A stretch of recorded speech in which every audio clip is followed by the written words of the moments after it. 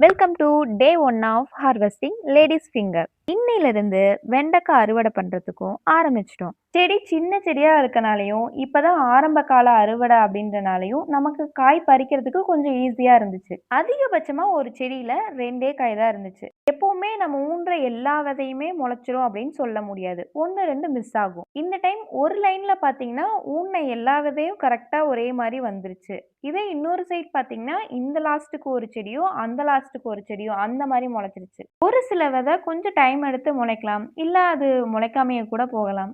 செடி இருக்கிற சைஸ் பாருங்க. இப்பவே நாங்க 2 மருந்து அடிச்சுட்டோம். புழுக அவ்ளோ இருக்கு. செடிய அரிச்சுக்கிட்டே இருக்கு. செடி இன்னும் கொஞ்சம் பெருசாயிருச்சு அப்படின்னா, நம்ம காய் பறிக்கிறதுக்கு இன்னும் கொஞ்சம் கஷ்டமா இருக்கும். ஏன்னா, அதுல இருக்க சொனப்பெல்லாம், முழங்கெல்லாம் நம்ம காய அழுத்தி பறிக்கும்போது நம்ம கையில ஏற ஆரம்பிச்சுரும். காய் கம்மியா இருக்கனால 1/2 மணி நேரத்திலேயே இருக்க எல்லா காயும் பறிச்சுட்டேன். இதுக்கு முன்னாடி 2 நாள் தான் காய் பறிச்சிருந்தோம்.